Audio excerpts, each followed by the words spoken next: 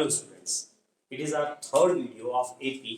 और last two videos में हमने पढ़ा था एपी क्या होता है, एपी का स्टैंडर्ड फॉर्म क्या है, एपी की nth टर्म कैसे कैलकुलेट करते हैं, what is the SN of given AP. So अब हम पढ़ेंगे उससे आगे की steps, but I am just telling you past one की हमने अब तक क्या पढ़ लिया है।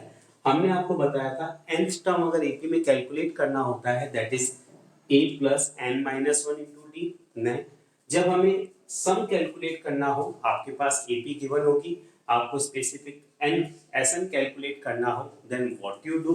हमारे पास दो बेसिक फॉर्मूलाज हैं। First is n by two into two A plus N minus one into D.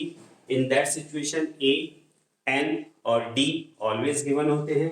जब हमारे पास first term and last term और नंबर ऑफ टर्म्स गिवन हो, in that situation we should go for that formula. This is n by 2 into a plus l. Now अब हम बात करते हैं, आज हमारा पॉइंट ऑफ डिस्कशन है, आपके पास क्वेश्चन में nth टर्म ऑलरेडी गिवन है। That means just like an example, इस एग्जांपल में क्लियरली मेंशन है कि आपके पास an जो है किसी भी एपी का दैट इज 3 plus 4n, ये आपके पास an है। आपको सम ऑफ 15 टर्म्स कैलकुलेट करना है, दैट मींस आपको S15 कैलकुलेट करना है और an आपके पास गिवन है। हमेशा ध्यान रखिए जब भी an आपके पास गिवन होगा, इन दैट सिचुएशन n का मतलब होता है नंबर ऑफ पोजीशन और नंबर ऑफ टर्म्स। तो मुझे जब भी an गिवन होगा, in that situation what I do, I just put n equals to 1। जब मैंने n इक्वल्स टू 1 पुट किया तो that will be a1 equals to 3 plus 4 into 1, so 4 into 1 will be 4, 3 plus 4 that will be 7, और ये AP का first term है। Now at the same time मैंने जब n equals to 2 पुट किया तो 4 into 2 8 plus 3 11, that will be the second term of an AP, and when we put n equals to 3 so that will be 15, that is the third term of an AP. So अब आपके पास AP जो तैयार हुआ है वो है 7, then 11, then 15। अब आप इसे जस्टिफाई भी कर सकते हैं कि इसका एपी के अंदर कॉमन डिफरेंस ऑलवेज भी सेम। सो जब हम बात करते हैं 11 minus 7 that will be 4, 15 minus 11 that will be 4. So in that situation every time d will be same, that means it is an AP. Now आपसे क्वेश्चन में आस्क किया गया है कि आपको सम ऑफ 15 टर्म्स कैलकुलेट करना है। नाउ ये आपके पास गिवन है, d अभी मैंने आपको बताया 11 minus 7 that means a2 minus a1 that will be 4, और नंबर ऑफ टर्म 15 है बिकॉज आपको सम ऑफ 15 टर्म्स कैलकुलेट करना है। नाउ a है, d है, n है। आई टोल्ड यू कि जब भी आपके पास a n और d ऑलरेडी गिवन होता है तो आपका स्टैंडर्ड फॉर्मूला होता है Sn equals to n by 2 into 2a plus n minus 1 into d। the same formula I used here। यहाँ आपके पास n 15 by 2 हो जाएगा, 2a है, a आपके पास है 7 plus 15 minus 1 because n minus 1 into d होता है। सारी वैल्यूज मैंने पुट करी, I'll just get the answer 525, that will be S15। Is that clear?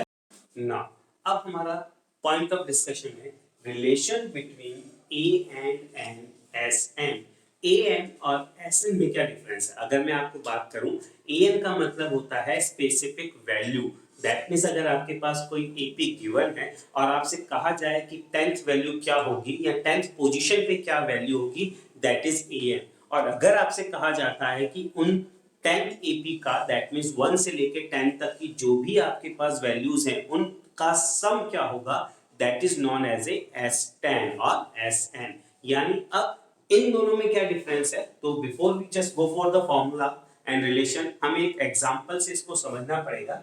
यहां मैंने आपके सामने एक एपी मेंशन किया है, दैट मींस एपी का फर्स्ट टर्म 7, देन 11, देन 15, 19, 23 और सो ऑन है। यानी जब आप इस क्वेश्चन को, इस एपी को देखते हैं तो उसकी फर्स्ट टर्म आपके पास है a इक्वल्स टू 7। a आपके पास 7 है।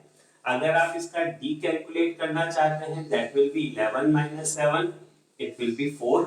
15 माइनस 11 करना चाहते हैं तब भी आपके पास 4 होगा, and same 19 minus 15 that will be also same. So in that situation we can consider that it is a given AP. अब AP में आपके पास A और D given है. अगर मैं बात करूं सेकंड टर्म तो इसे हम A2 कहेंगे.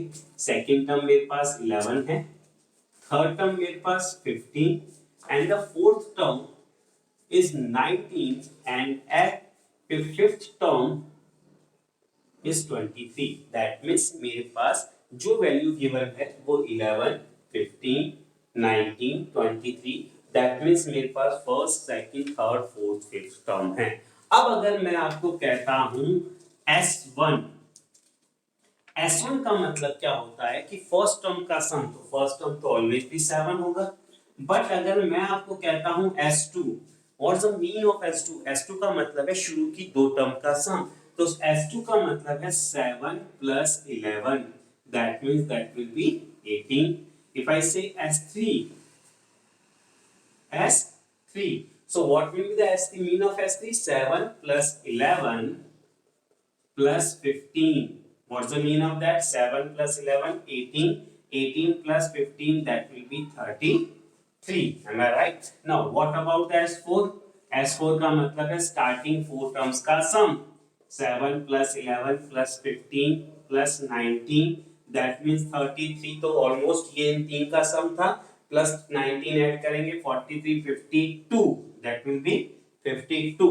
Now ये मेरे पास AN और SN तक मैंने आपसे डिस्कस किया. नाउ अब हम आएंगे point of discussion, that means AN और SN में क्या डिफरेंस है, क्या रिलेशन है. अगर मैं आपसे कहूं कि A2, that means second position पे मेरे पास क्या है 11. अगर मैं आपसे कहूं कि A2 हम कैसे कैलकुलेट कर सकते हैं, तो आप अगर S2 में से S1 को लेस करेंगे, S2 हमारे पास है 18. Is that clear? What about S1? S1 is 7. 11 minus 7, that means 18 minus 7, that means it is 11. Don't you think कि ये 11 it is equal to this 11? So what's the mean of that? अगर मुझे A2 calculate करना है तो S2 minus S1 करना पड़ेगा. Simply अगर मुझे A3 कैलकुलेट करना है तो S3 माइनस S2 कैलकुलेट करना पड़ेगा. What's the mean of S3? S3 is 33. S2 is 18. So 33 minus 18, that will be 15. So don't you think this 15 and this 15 both are equal? Am I right? Now, if I want to calculate A4, so that will be S4 minus S3. What will be the S4? 52. And what will be the S3? S3 is a 33. So what about 52 minus 33? That will be 19. So what will be our A4? Our A4 is 19. I think आपको ये चीज समझ में आ गई होगी कि अगर आपको कभी भी AN कैलकुलेट करना होता है तो जिस पोजीशन का आपको AN, दैट मींस अगर फोर्थ पोजीशन की चाहिए आपको, तो उसके सम का उसके प्रीवियस टर्म तक के सम में से सब्ट्रैक्शन करना पड़ेगा. That means if you want to calculate AN, so Sn minus Sn minus 1, that will be the formula, and this kind of relation we can justify. Is that clear? Now हम इस पे base हम question की बात करेंगे, but thing is that ये formula आपको तब एप्लीकेबल करना है जब आपके पास An और Sn दोनों गिवन हो, या फिर आपसे कहा जाए कि An और Sn में क्या रिलेशन है और इस रिलेशन को हम इस फॉर्मूले से रिप्रेजेंट कर सकते हैं. अब हमारे पास गिवन एग्जांपल है. ये एग्जांपल आपको गिवन है, दैट मींस इसके अंदर आपके पास Sn गिवन है. Sn equals to 4n minus n square. That means Sn आपके पास गिवन है. You have to calculate S1, S2, A2, A3, S10 and Sn. Now what should I do? आपको question में कहा गया है कि Sn is already given. nth term यानी आपसे An पूछा गया होगा. Now what you do? आपको सबसे पहले जब क्वेश्चन में Sn गिवन है, so put n equals to 1. अगर हम n equals to 1 पुट करेंगे, that will be a S1 4 into 1 minus 1 square, that means 4 minus 1, that will be 3, or that will be our answer of first part. That is S1। n equals to 2 put करने पर S2 equals to 4 into 2 minus 2 square, that will be 8 minus 4, it will be 4। is that clear? now अब आपके पास जब first और second के आपने answer, first और second के अब आपके पास आंसर आ गए ना, thing is that now you have to calculate A2 आपको फाइंड आउट करना है। दैट मींस Sn गिवन है और आपको An कैलकुलेट करना है। In that situation I told you last time, अगर आपको A2 कैलकुलेट करना है, don't you think that will be A2 equals to S2 minus S1। जब आपको An कैलकुलेट करना होता है तो उस An के लिए Sn minus Sn minus 1 करना होगा। सिंपली जब A2 कैलकुलेट करना है तो उस A2 को कैलकुलेट करने के लिए S2 minus S1 करना होगा। S2 minus S1 का मतलब है 4 minus 3, that will be 1। और if you want to calculate A3, then S3 minus S2। so for that आपको पहले S3 पता होना चाहिए। S3 पता करने के लिए आप what you do, यहाँ पे आप n equals to 3 पुट करके S3 कैलकुलेट करेंगे। that will be 4 into 3 minus 3 square, that will be 12 minus 9। when you calculate 12 minus 9, that will be 3। so now what you do, S3 आपके पास, A3 आपके पास होगा S3, that means 3 minus S2, that means 4। 3 minus 4 minus 1।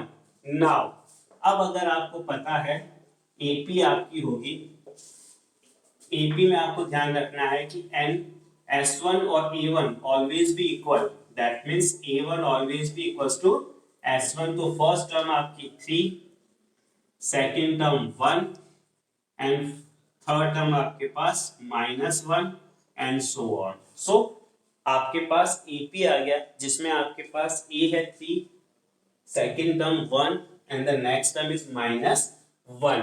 now what you have to calculate, you have to calculate now A 3, D आपके पास 1 minus 3 equals to -2। so in that situation again आपके पास D -2 होगा। अब आपके पास जब AP आ गया है तब आपको AN कैलकुलेट करना है, A plus n minus 1 into D। A आपके पास है 3 plus n and you have to calculate as it is same। और D आपके पास है -2। in that situation 3 plus n into -2, that will be -2n and plus 2। so 3 plus 2 5 minus 2n, that will be your AN।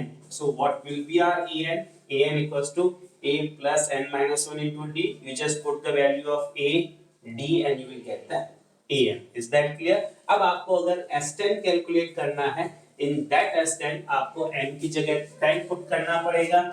for that 4 into 10 minus 10 square, that means 40 minus 100, it will be -60। so for calculating S10 आपको n की जगह 10 put करना होगा और for getting AN you have to use the formula। I hope आपको AN और SN के बीच में रिलेशन का आइडिया लग गया होगा और इसी के बेसिस पे हम कुछ क्वेश्चंस आपको आगे होमवर्क के लिए भी देंगे।